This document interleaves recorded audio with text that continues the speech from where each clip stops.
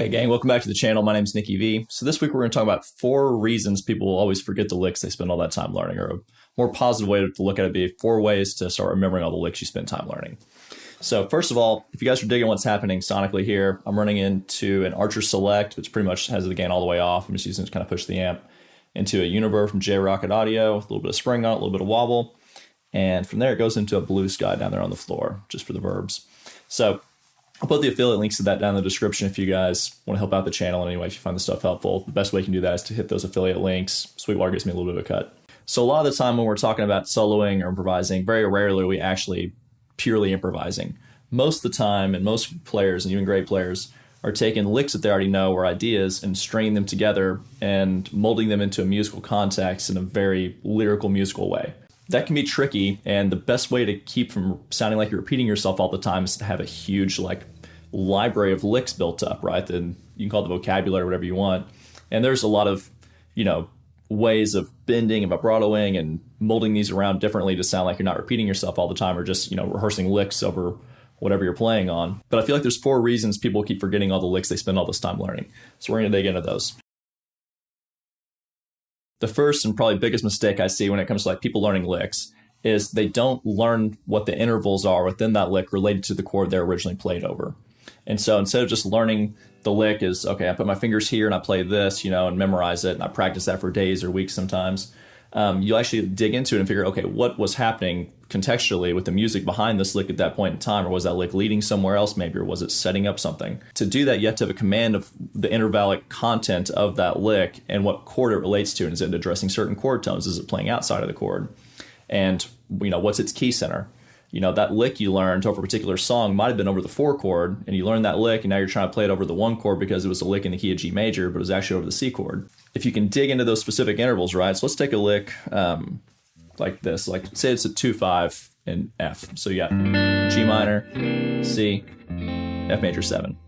This is just a lick I stole off Alan Hines whenever I was in at the Musicians Institute. He went...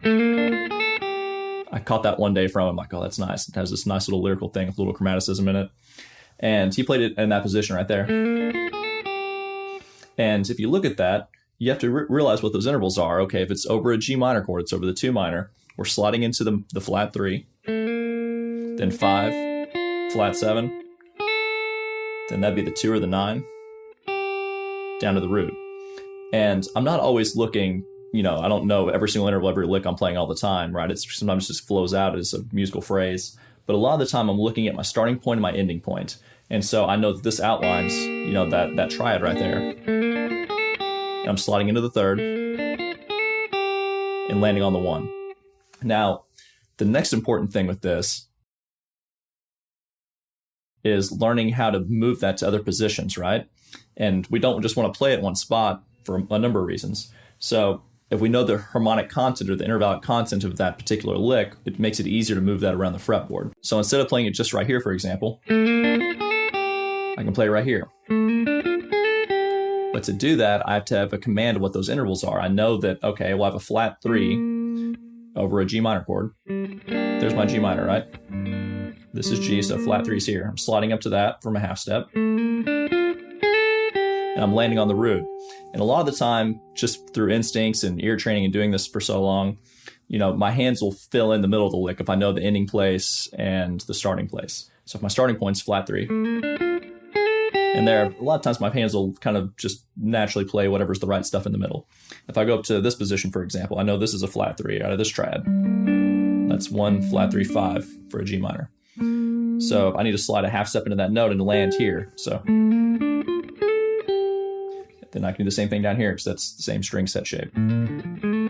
So now instead of just knowing this lick right here, I can do it here, here, and here. And that opens up the fretboard a lot. I'm not just stuck jumping to that one position in my one comfort spot, right? We want total freedom anywhere on this guitar. And another reason to learn these in multiple positions is, we're always aiming for somewhere, right? A lick just by itself is just a lick. Usually we're trying to move on to some other musical phrase or idea or different area of the neck maybe to build intensity or whatever it might be. So say you take this one particular lick and our next chord is C7 before we hit that F major 7. Well, right here, I'm going to play differently over that C7. If I have a different C7 idea, I might want to play it here. Like, right? I can spell that kind of shape right here if I want to. But if I play it up here, this puts me in that kind of like E-shaped C7. Completely different sound, right? Or from up here, for example, and I do this one.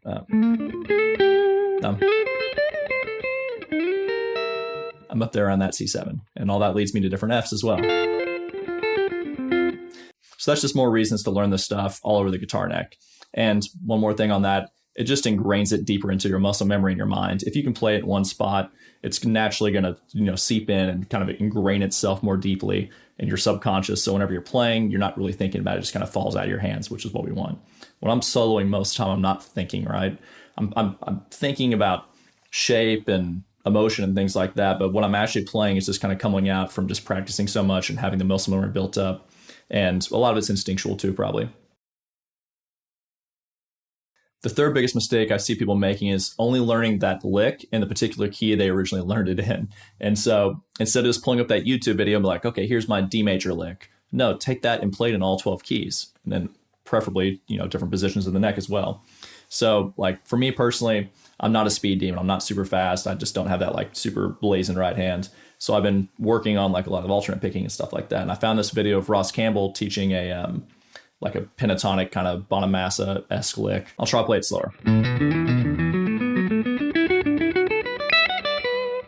It's a little sloppy. I think I missed something in there. But instead of just learning it in B minor like he taught it, the first thing I did is like, okay, instead of just learning this on the first day, right, and getting the pattern down, I'm going to move it to a couple different keys. Let's do it in E minor now. Then do it in D minor.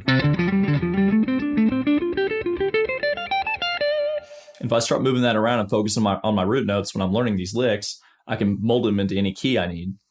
And that's just going to increase my vocabulary, right?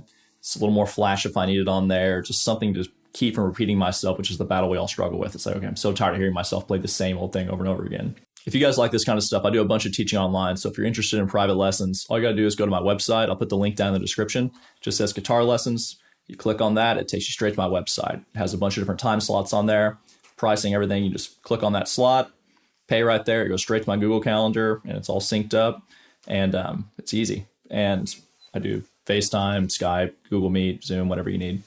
And we'd love to help you guys out. But on to number 4.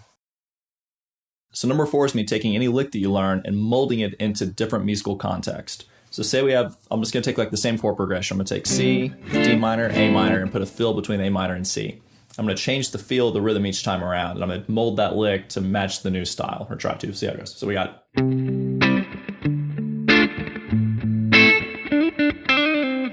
So that's our lick now. Quick little thing. So let's do that again.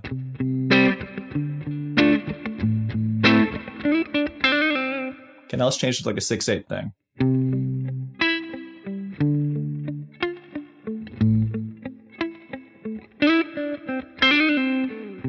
A little different, right?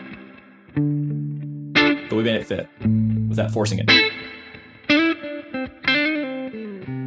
Okay, now let's do like a Latin thing or something, like a bossa nova thing.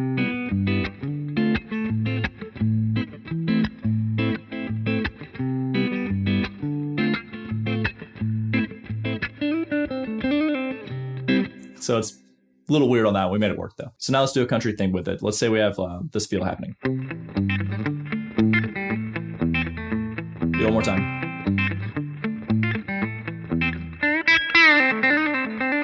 So I put a little bend in there, right? So one way to practice this would be just to pull up like your liked songs on Spotify or something like that, just to whatever random tunes there are, different keys, different styles, different everything, and take one lick and try to make that lick fit in the context of that song musically, and try to phrase it in a way that it lands right in the pocket and it feels not forced. And some licks just won't, sometimes it just is what it is and it doesn't really work in that context, or it's too notey or something, right? But if that's the case, dial it back, take a few notes out of it, mold that lick how you need to. And the whole point of that is to get it ingrained in your subconscious so it'll come out naturally in the heat of battle. That's what we're shooting for, right? We want it to come out naturally and not feel like we're trying to force a lick into something. We don't want to do that. We want it to have this nice natural flow to it, be poetic, and have all the good stuff that we typically like when we hear somebody playing lead guitar. Leave a comment if you guys have any other ideas, or I forgot something, or if you hate what I'm doing. It's always colorful in the comments section, so I appreciate you guys. Tell me what you think in there. The other thing I wanted to mention is that it's great to have a system for documenting all the licks you're currently learning. So when I was studying at the Musicians Institute, for example, Carl Verheyen, if you don't know who Carl is, he's an absolute monster session LA guy, right? And plays in all the big films out there. He's the cat. And Carl had a book like this thick that he brought to all the open counselings in class, where it was a lick book. And anytime he'd come up with an idea, he'd just write it down. He'd be teaching, we'd be sitting there jamming, and he'd stumble across him and go, oh, I like that. And he'd write it down and score it out right there and have it in his lick book. So he has this epic book, and then, he takes those and he sells them, makes money on them probably or something. But what I do personally is anytime I'm like just trying to find something fresh, a lot of the time I'll just go back and I'll look through my Instagram from like something from 4 years ago. And whatever was, very fresh in my mind right there was probably popping out in those videos when I was just noodling around and playing crazy stuff. And I'll go through and I'll find those and I'll, kind of recycle those back into my vocabulary. So it's a way of remembering and documenting the things I'm currently working on. And another way of doing it is, I'm always worried that I'm going to repeat myself on somebody's record, because I'm doing 3 or 4 overdubs a day at my house here playing for people, which is like between 50 and 60 a month. That's a lot of songs a month. And I'm worried, sometimes like, oh crap, I don't want to repeat myself on somebody's record, twice or something like that, or make sure I'm not, doing the same thing too much, which is just the nature of the beast. Sometimes, it's going to come out in our playing. We try not to, but it's going to happen. And so I just have a Spotify playlist of all the sessions I worked on that have been released, or the ones I know about. And I'll go through and I'll listen to all those songs if I'm doing a project for a particular artist, to make sure I'm just definitely not repeating myself too blatantly. I'm trying to do something fresh and creative that serves that song the best I can. And a lot of the time you have to dig within that song to find those things, right? You don't want to be recycling your old ideas all the time.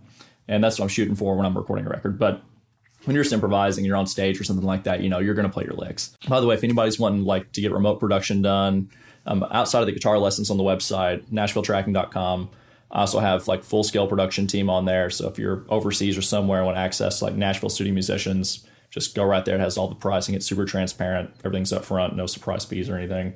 And I do a bunch of guitar tracks on there as well. You can go in there and click on, see my rates, whatever you need. But I appreciate you guys hanging out. If you enjoy this stuff, please like and subscribe. I'll also put my PayPal down in the description. I'm trying to up some of the video and lighting game around here as well. So anything that brings in goes back into the YouTube channel. Really appreciate you guys. Thanks.